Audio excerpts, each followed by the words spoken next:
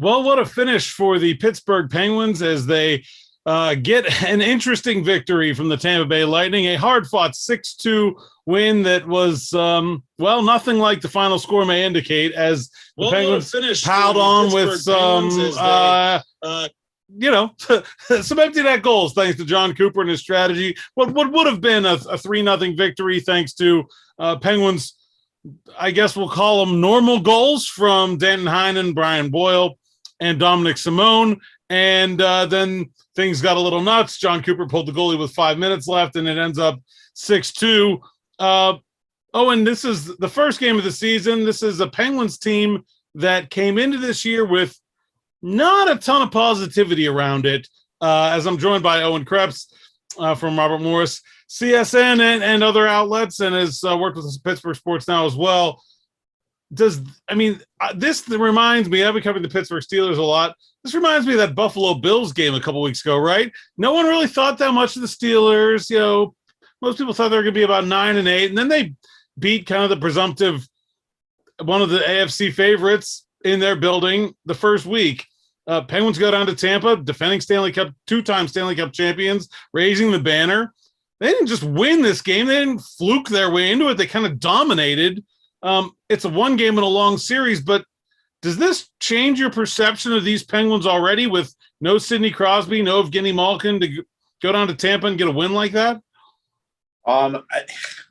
Just an absolutely amazing game. I will tell you the one statistic that is the best here is Mike Sullivan. I don't know the exact number, but this game to me was Mike Sullivan. It was entirely Mike Sullivan. I know he didn't play, but the way that he can put together a team that is able to be competitive with Jeff Carter as your first line center and Brian Boyle, who's played one game since February of 2020, and have him score and have Simone score and Heinen score, newbies coming in, a lot of newbies, quotation marks on Simone there. But the way that Sullivan can motivate his players is what impressed me the most tonight about the Penguins. And I really think this win is all because of him. And yes, the Penguins would be better off with Malkin and Crosby, but they seem to play, I don't want to say better, but they seem to play a lot more focused when they're out of the lineup. And I don't know what the statistic was, but I think it's in the past couple of years they've lost 2 games in total without both of them in the lineup, Malkin and Crosby. And it continues. And the Penguins, again, I definitely agree with that Steelers analogy with how, a lot of people aren't too high on the Penguins after 3 straight first round exits and, being the 3 best players injured with Gensel out as well to start this season. And they come in and they put up 6 goals. Granted, some of them were empty netters. They still even the 3 goals is impressive, I think. Yeah, they all count against Andre Vasilevsky. Brian Boyle scored 5-hole on Andre Vasilevsky. Like that was just it. Like it kind of caught him off guard with the pass, but that's the best goaltender in the league. And Brian Boyle, again, who has not played since 2020, just beat him. The Penguins beat the Lightning tonight, and I'm just so happy to be a Penguins fan tonight. Well, I mean, you want to talk about how long it's been since Brian Boyle scored. How long has it been since Dominic Simone scored? He played last season and didn't score, only 11 games, but didn't have a goal in them. It's all the way back to when he was with the Penguins in 2019-20. I mean, I've always thought Simone was a pretty skilled player who just lacks some finishing ability, and that was certainly no goal scorer's goal. I don't know if it hit something or had some kind of direction change before it beat Vasilevsky. But so, to carry on the Steelers analogy a little bit, though, after that Bills game, things kind of fell a little bit the other way, right? For that franchise. Is what we saw tonight from the Penguins, in your eyes, sustainable? Can they go out there and can they play that game with that forecheck, with that lineup, and get that kind of result? Obviously, they're not going to beat that good of a team. 3-0 turns into 6-2 every time they go out there. But can they be that competitive until they get healthy? And it doesn't seem like it's going to take that long to get Crosby and Gensel back anyway. Malkin probably going to be a while. Yeah, I would say so, because, again, I'm going to bring it back to Mike Sullivan. Mike Sullivan knows how to get the most out of his players, and he knows how to utilize every single player on that roster. And even Simone. And I know the fans will criticize him for his love of Simone. Simone's a hardworking player. And like you mentioned, yeah, his finishing isn't great. But given that he was exiled and now he's back, can we please, Penguins fans, just give him a fair shake? Because Dominic Simone's a good player. And he scores goals. And he's on our team. Let's at least, root for him. A lot of people root against him for some reason. And another player they root against is Tristan Jarry after what happened in the playoffs last year. And I thought he played pretty solid. He was not tested that much tonight, but when he was on, and he was fine. And, he posted a shutout up until the very end there. And the first goal, the Sorelli goal, was tipped in. Nothing you can do about it. And, the biggest question marks we had entering this season were guys like that, guys like, Jarry, guys like Simone returning, guys like Marino. I didn't see much out of him tonight, but and I think another guy, Zucker, he looked great tonight, even though he left and then he came back. It'll depend on the depth scoring, but I think the Penguins and Mike Sullivan will be able to sustain this. And I'm scared, though, when, this team's fully healthy, because that could disrupt things and that could take Drew O'Connor out of the lineup, who had a great training camp, or that could be it for Brian Boyle's career. Like, despite the amazing game that he just had, he's still probably the first name to go when the Penguins have all of their centers back. Rodriguez will probably move over to the wing when Crosby comes back. But when Malkin comes back, it'll be Malkin, Crosby, Carter, and Bluger. So I don't see a spot for Boyle necessarily. But well, again, if I were the Pittsburgh Penguins, worrying about what's going to happen when they get fully healthy is not worth worrying about. Because they are never fully healthy. And that's the thing. And that's why they're so good, is because they're so good at dealing with adversity. And adversity always happens. And, they were saying tonight on the broadcast, that's another thing I want to talk to you about, is your thoughts on ESPN. But they were saying on the broadcast was like how the Penguins had no COVID cases last year. And they took that. So, they took pride in that. But, it happened with Aston Reese and Gensel. And those things are bound to happen. Adversity is bound to happen. Malkin and Crosby and Carter and Boyle and Letang are old, and they're going to get hurt. And you're going to have to find guys to step up, and you're going to have to find coaches like Mike Sullivan that knows how to get the best out of his players. I was very interested to see. So I went back and looked, and the Penguins were 1-0-1 in their last two games as they were raising a banner at PPG Paints Arena. And I think I feel like that's a tough game, especially when you're playing a team, and obviously the Penguins are a good team, but that's not a the Penguins won that game against Washington, who they hate. Play a team you really have that sort of built-in dislike against. Maybe it's one thing. I just feel like that's sort of an emotional trap. They talked a little bit about it on the broadcast, which I thought was very good. And, I think I'll be honest, it's not the quality of the broadcast that was the big issue with NBC, but as long as ESPN does good enough, just having them on that platform will pay dividends for hockey. Yeah. And I thought it was certainly good enough. But I do feel like that's an emotional trap game for the Lightning, and I still expect them to be one of, if not the best teams in the East. And what do you think of John Cooper's just pull the goalie? 5 minutes left, down 3. I mean, it kind of worked, did it not? It worked twice. I mean, yeah. Well, it did not, because they were losing by 3 and they lost by 4. So it did not work, even though they did score some goals. It partially worked, but it didn't fully work. Yeah. I'm sure Vasilevsky's not happy about it. But, you got to do what you got to do. I mean, it's not the craziest I've ever seen. Patrick Waugh is still, I forget, he had like 11 minutes left in the game, and he pulled his goalies. And speaking of goalies, Philip Grubauer has just been scored on. The Seattle Kraken have been scored on for the first time in NHL history. Max Pacioretty just scored. So I don't know. But yeah, it was Cooper's. He's a good coach. He just got the extension. I think he's the longest tenured coach in the NHL right now. I could be wrong on that. And there's a reason for it. He's a back-to-back Stanley Cup champion. Him and Steve Yzerman built those teams, even though Yzerman's gone now. the Lightning are gonna. I still think, and I want to be wrong here, but I have the Lightning winning the cup this year. I have a three-peat. They're just so good. Yeah, I mean, it's really hard to sit here and say that a team is going to win the cup for a third year in a row. It's so difficult. So much has to go right. But I also, there isn't anybody I like more than them. Like I acknowledge that that's unlikely to happen. That it doesn't usually go that well a third year in a row. But I can't come up with a team that I'm like, yeah, give me them against the Lightning in a 7-game series and I'll take them. I just can't. There are teams with some promise out there, but I'm going to need to see more from somebody before I take Tampa down on the perch, off the perch, certainly more than a 6-2 opening night. Very strange Penguins victory over the Lightning down at Amalie Arena.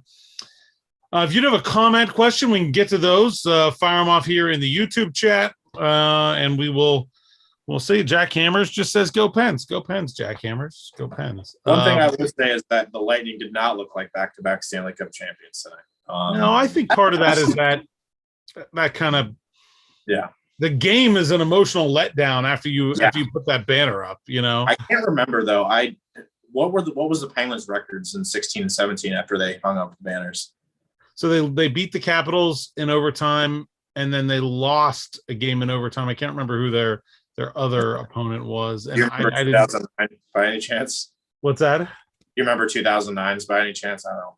I do not. I can. But yeah, that there's a lot of emotions like going on, and also something that I've always found interesting is new players on the team. Like, because they had the ceremony the next year. They beat the Rangers 3-2 in 2000. Corey Perry's out there who lost to them in the Stanley Cup final and has to watch their banner get, it's a little weird. Yeah. I've always thought it's a little awkward when you have those guys. And it's one thing if it's a rookie, okay, whatever. Yeah. But if it's a guy that played on another team that previous year, it is a little awkward. It's a little weird. Yeah. But that's not going to be an issue for the Lightning anymore. Pens, I agree with you. I think we've seen something that looks vaguely sustainable. I don't know if you're going to get 3 goals from Boyle, Heinen, and Simone every night. What looked sustainable to me was the way they played defense after they got the lead. Right? Yeah. They're not going to fluke into a lead, like all that often. I don't think with this lineup, they're not going to just go up 2 goals on teams like ho-hum. But the one thing that you need to be able to depend on with a lineup where, let's be honest, scoring is probably going to be an issue. Mm-hmm. You need to be able to depend on holding on to leads whenever you find them. And I really thought the Penguins did an awesome job as the game went on late in the second period. There was never that big Tampa charge that you would think would happen with that team down 2 goals against a shorthanded opponent. Like it never came. The Penguins stayed steady and calm. And, one of the things that I like about this team is that they lost some players, but it's not like they're filling in with, 21-year-olds. They're filling in. It's the other way. Heinen's 26, and I think he's the youngest of the guys that were added to the lineup. Drew O'Connor's younger, but I mean, it's not like they have guys that don't know what to do out there. They have the built-in depth. You lose a defenseman today, and Friedman comes in, pretty much doesn't miss a beat, although not maybe the same kind of power play player that Matheson is. But they have the guys, the steady guys, that if they are able to get a lead, I feel very confident that they can play that kind of hockey going forward and make those leads stick when they do get them. Yeah. Brock McGinn is a player that I think of that kind of. There you go. A veteran player that is not going to score a lot, but can score big goals. Very good at eating up minutes. And eating up minutes is not a bad thing when you have the lead. And, Brian Dumoulin as well. Same type of thing. Shut down defenseman. Absolutely agree. One thing that I would say that I'm trying to remember, there was only the one. Was there? Penguins didn't get on the power play at all tonight, did they? I believe there was one. I don't remember that. That's another thing that contributed to it. Like if Tampa gets 5 power plays, both they teams were 0 for 1 on the power play. Okay, yeah, and I don't recall exactly who was on the first unit, but I'm assuming it was Carter, Rust, Letang, Zucker, and I don't even know. Well, it was Carter, Kapanen, Rust, Zucker. Yeah. And yeah, that's and Chris. A thing that a lot of people have been saying is with both Crosby and Malkin out, and it's an easy comparison to make, is this is what life is going to look like without Sidney Crosby and Evgeni Malkin. You are not going to have, we are so blessed in Pittsburgh to not only have a generational center, but 2 of them. And, Malkin, pending UFA, I think he comes back, but still there will be a day where he retires. Same with Sidney Crosby, and they're aging and whatever. There will be a day where that will happen, and you'll have a guy, not necessarily Jeff Carter, but a guy like Jeff Carter as your first line center, not a superstar player. You'll be rebuilding. I was looking today. The Anaheim Ducks first line center to start the season is Trevor Zegras. A prospect, but the Penguins need to start to. I don't want to say this because I still think the Penguins are competitive, but there's a little bit of hinting towards an inevitable rebuild in the next couple of, not now, which, Crosby and Malkin are still here, but there will be a time where this will be the Penguins' fully healthy lineup. It'll look something like this with Danton Heinen on your first line instead of Jake Gensel. And, it concerns me. But if they play the way that they did, they could become a competitive team, and who knows what happens.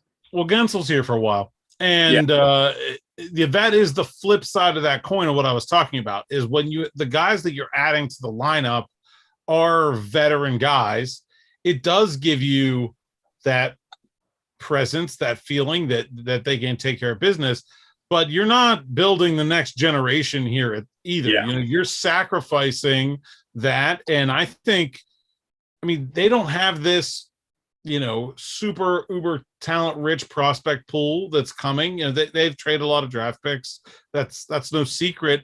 But they have some guys that are starting the season in Wilkes-Barre that I think can contribute at the NHL level right now.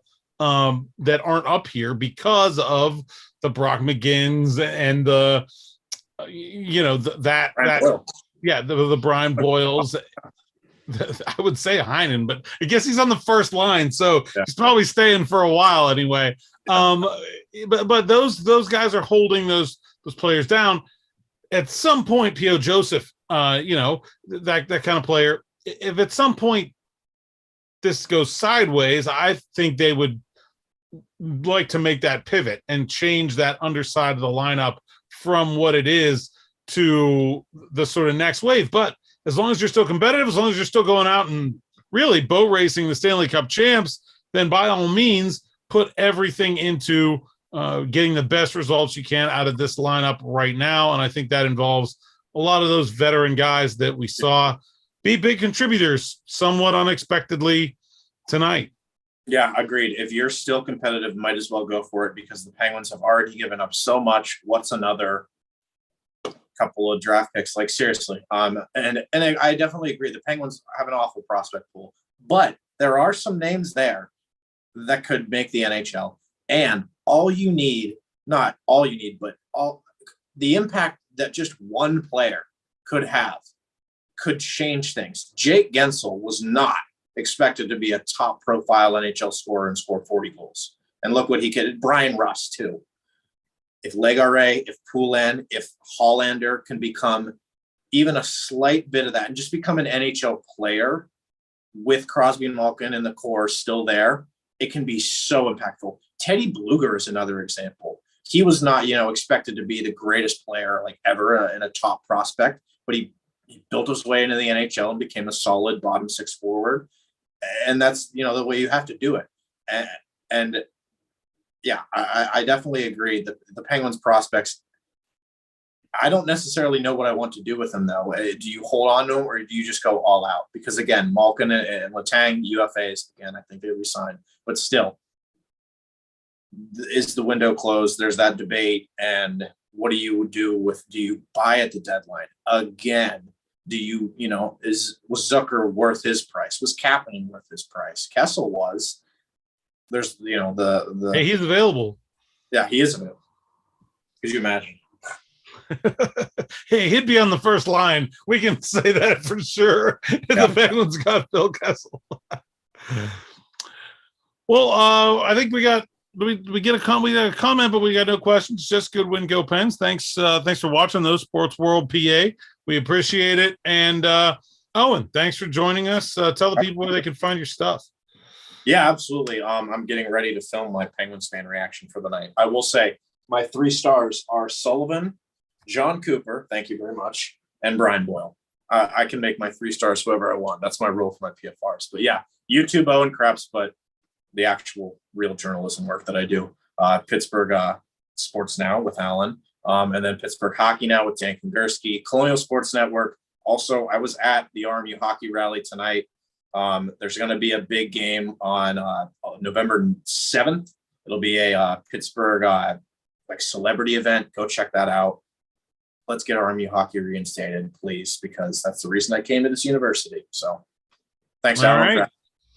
Thanks for joining us, Owen, and thanks to everyone for watching. I'm Alan Saunders, and we'll be doing Pittsburgh Postgame, not every Penguins game, but most of them throughout the season. And then also, of course, we have every Saturday college football and Sunday Steelers, hosted by Mike Osti. Matt Geika will be rejoining us once he gets his situation settled up there in Michigan. I know he's just made a move, but he'll be taking on some of these as well as he has in the past. So thanks for watching, and look for our next content here on the channel. Make sure you click the like and subscribe button. Click that bell so you get a notification so you know when we go live right after every game. Penguins 6-2 winners on opening night, beating the defending Stanley Cup champion Tampa Bay Lightning. That's all for now. Thanks for watching Pittsburgh Sports Live.